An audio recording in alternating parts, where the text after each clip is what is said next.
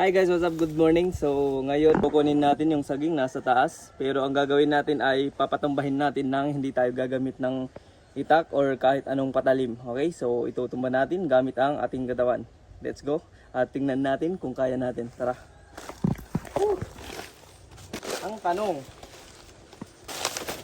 Ow! Sakit. Guys, masakit. Ang sakit pala suntokin.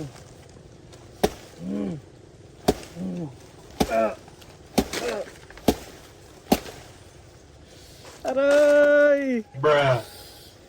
Tinamaan na natin. Ayan, konti na lang. Konti na lang. Mababali ng ating kamay. 1, 2, 3.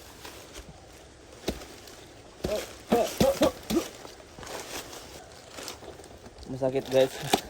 Masakit sa kamay. Ayan. Ganito na lang gagawin natin guys. Paano to?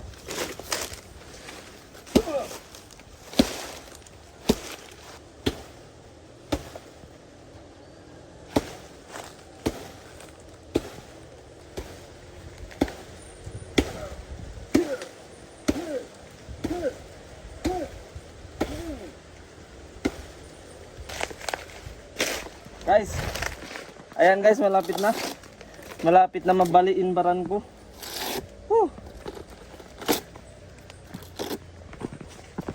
Ang tanong, kaya natin to? Hindi magagamit ng itak. Kasi guys, matigas. Yung utang tipo, no? Hutan.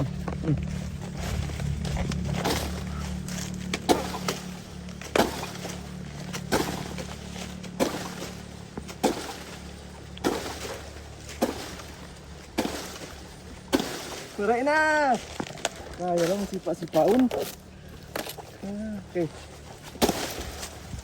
Aray. Kauluwa man kita. Ow. Kaligaran. Bruh. Aray. Sakit na guys. Sa kabila naman.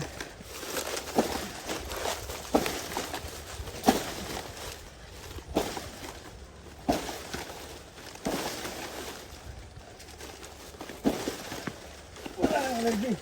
Wala na. Guys, nakakaubos ng energy. Aray, sakit. Ulit. Elbow ulit, elbow. Aray. Sakit. Paano na to? Hindi na kaya.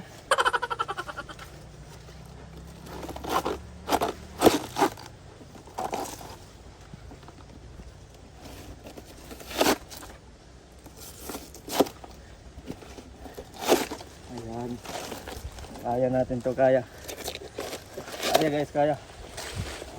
Kaya. Bruh. Challenge ko to sa sarili ko. Sana kaya natin.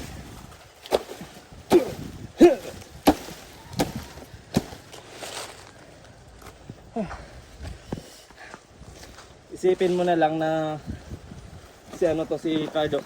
Bruh. Ow!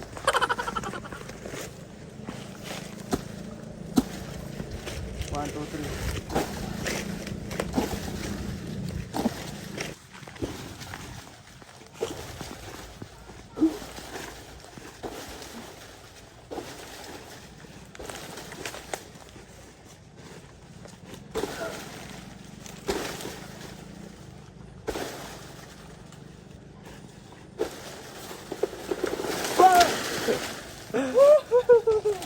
Yun. Sa wakas, nagawa din natin. Ayun. Tingnan nyo guys. Oh. Aray. Yun. Yung akala ko, hindi natin mapapatumba ng gamit ang ating sarili na walang gamit itak. Kaya pala. Pero ang sakit. Masakit sa tuhod. Tapos sa kamay. Tingnan nyo yung kamay ko. Pulang-pula. Tingnan natin yung bunga. Tara. Ito yung banana flower. So, kinakain to, ginugulay.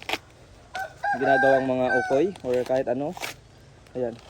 Tapos sa gitna nito, guys, may may ubod or pwede makain. Pwede mo kainin ng hilaw. Ayan. Yan, oh, tingnan nyo. Ayan. So kung nakikita nyo, itong puti, itong maliit, so kinakain to. So ito yung ubod niya. Ayan. So hindi ito mapait. Tingnan nyo. Bismillah. Nice. So, ano. So yung mga ito, saka yung mga yellow, yung pula, mapait yan, mapait. Nice, up. Good. Pwede na natin kunin ng gamit ang itak kasi ang usapan lang natin ay papatumbahin gamit ang ating sarili or katawan. So, yun. So, napatumba natin. Yung bunga hindi kasali sa usapan na kukunin ng walang itak. Bruh. So, ang gagawin natin, iitakin natin kasi matigas na to eh. Ayan guys. Kaya ito na yung itak. Okay, bismillah. Ayan. Taran. So, nagawa natin. Let's go. Tara sa bahay. At meron na naman tayong isang hambulig. So, matagal na naman tayo magjujualan at magkakain ng saging sa umaga at sa gabi at sa pangaraw-araw. At tingnan niyo yung gapa natin. So, ayan, tapos na tayo naglinis. So, ngayon, antay na lang natin matuyo at mamatay yung mga damo na pinotol natin. Tapos, lilinisin natin. Tapos, magsisimula tayo mag trabaho ulit. Okay, let's go. Tatay bahay.